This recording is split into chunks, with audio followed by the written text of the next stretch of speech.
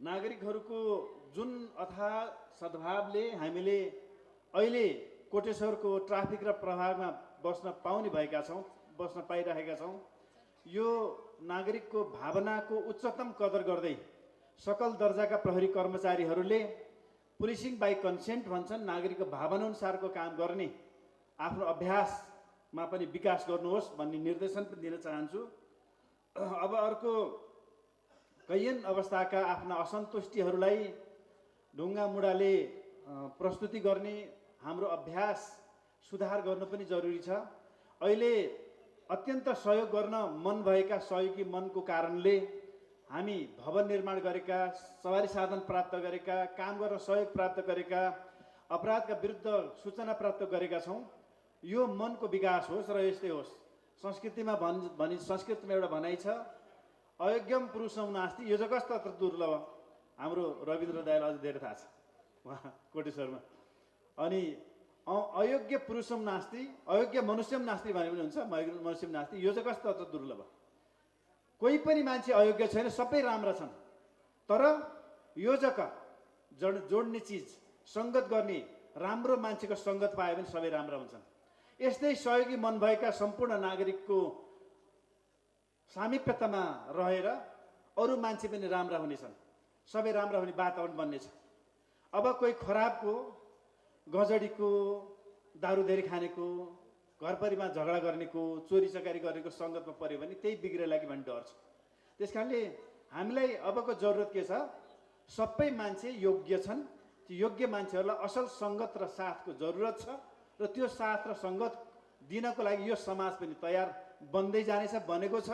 नेपाल प्रहरीका सकल दर्जाले पनि आफ्नो भूमिका त्यसै अनुसार निर्वाह गर्दै हामी राम्रो कामको लागि साथ लिएर यो समृद्ध मुलुकको नागरिकको रूपमा हामी विश्वभरमा चिनिने, अहिले यो ढुङ्गा हान्ने मुलुकको, आफ्नै घर जलाउने मुलुकको, आफ्नै ऐतिहासिक धरोहर जलाउने मुलुकको, आफ्नै इतिहास मेट्ने मुलुकको नागरिकको रूपमा होइन, यो शान्ति प्रेमी, विकास प्रेमी, उन्नति प्रेमी, कानुन कार्यान्वयन गर्ने, कानुनी शासन चाहने, समानता चाहने र मुलुकको हितमा काम गर्ने नागरिकका रूपमा हामी सबैतिर चित्रित हुन सकौँ भन्ने कामना छ। यो हामीले यो एक बारको जिन्दगीमा अर्को जिन्दगी मिल्छ कि मिल्दैन थाहा छैन, तर यही बारको जिन्दगीमा संसारमा कहिलेकाहीँ उपकार गर्छु भनेर पनि उपकार गर्ने मौका मिल्दैन।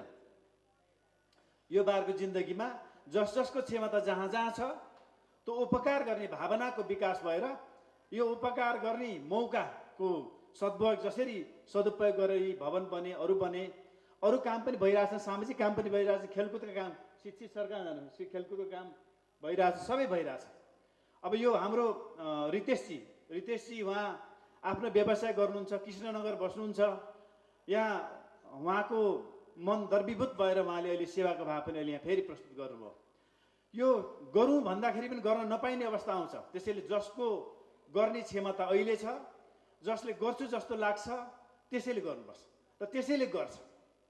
त्यसैले त्यस्ता उदार मन भएका, उदात्त मन भएका, यो मुलुकको समृद्धि, यो समाजको विकास, यो समाजको योजकको रूपमा जो मान्छेले त्यो भावना राख्नुभएको छ, ती सम्पूर्ण योजकहरू, सम्पूर्ण असल मनसाय भएका महानुभावहरू, महिला तथा सज्जनवृन्दहरू सबैप्रति नेपाल प्रहरी सदैव आभारी रहनेछ र यो कुराले यही समाजको विकास हुने हुनाले यो हामीले योजकको रूपमा पनि काम गर्न सक्ने सधैँभरि यो वातावरण पनि बनाउनको लागि पनि मैले यहाँ निवेदन गर्छु। अब मेरो त के छ र भन्ने भनाइ हुन्छ धेरैको, मेरो त के छ र दिउँ, सबैसित छ दिनको लागि।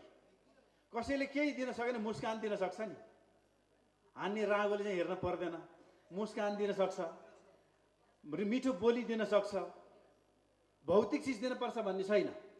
ढुङ्गा हान्नबाट चाहिँ बचाउन सक्छ, बनेका संरचना बचाउनको लागि काम गर्न सक्छ, ढलेका मनहरू उठाउनलाई काम गर्न सक्छ।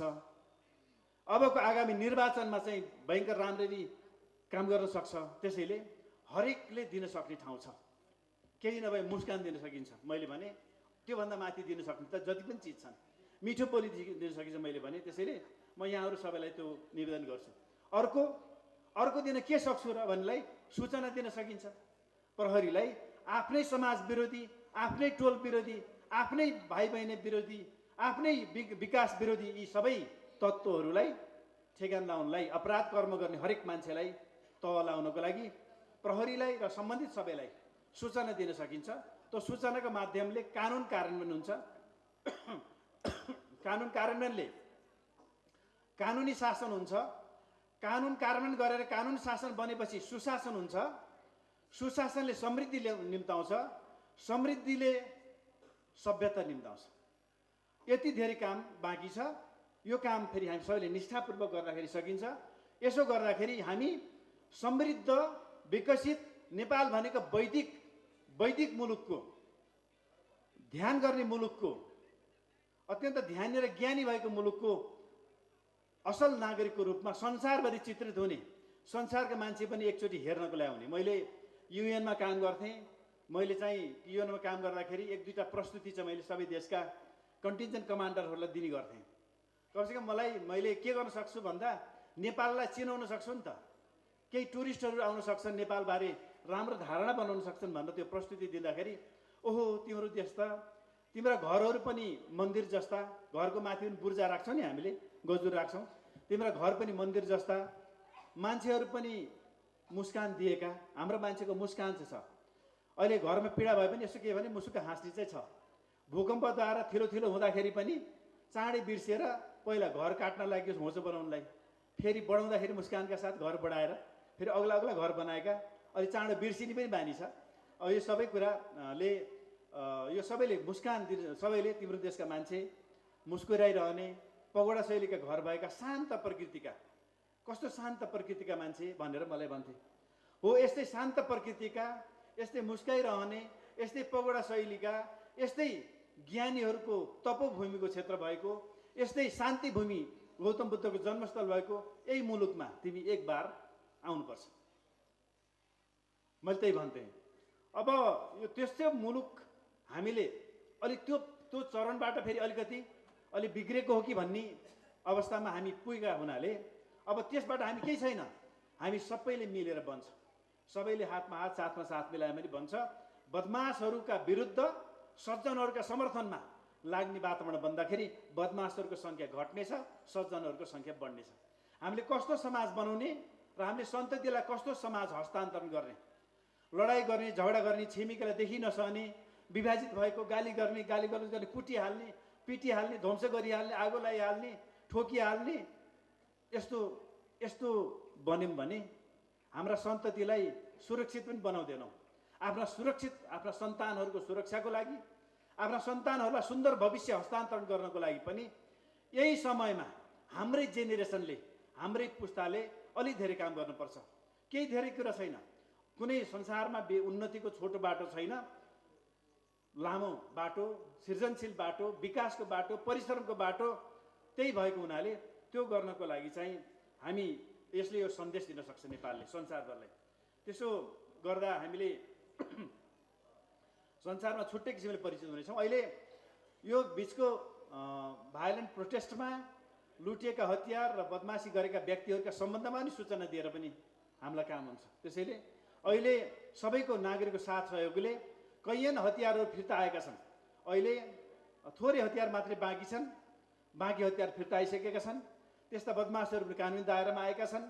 ती सबै नागरिकको सहयोगले भएको। त्यसैले यो नागरिकको यो सहयोगको दायरा अझ वृद्धि होस् र हामी सँगै मिलाएर सबै मुस्कुराउने नागरिकको रूपमा, हामी उजाड होइन, मुस्कुराउने नागरिकको रूपमा, विकासशील नागरिकको रूपमा, सृजनशील नागरिकको रूपमा हामी यसो आफ्नो परिचय छोड्न सफल हुने कामना गर्दै म यहीँबाट यो सक्न साथै बिदा हुने पनि मान्य जीवनमा विशेष अनुरोध पनि गर्दै, सम्पूर्ण महानुभावहरूमा हार्दिकताका साथ मैले अनुरोध पनि गर्दै, मैले मुलुकमा यति भन्छु जाते जाते, मुलुकमा भएका सबै उतार चढावमा, सबै द्वन्द्वमा सबभन्दा पहिले प्रहरी पर्छ, नेपाल प्रहरी पर्छ।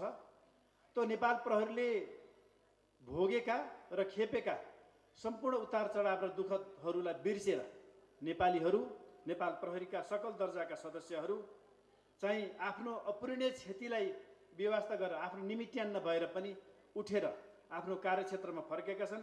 यी प्रहरीलाई सधैँभरि काम गर्नको लागि, सकारात्मक काम गर्नको लागि, कानुन विपरीत गर्नेहरूलाई कानुन दायरामा ल्याउनको लागि सबैको सहयोग चाहिन्छ।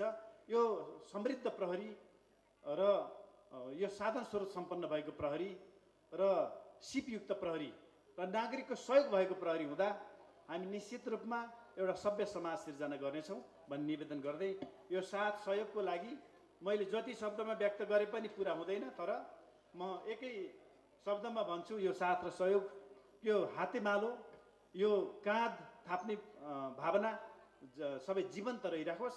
सबैलाई सबैको जय होस्। जय नेपाल। धन्यवाद।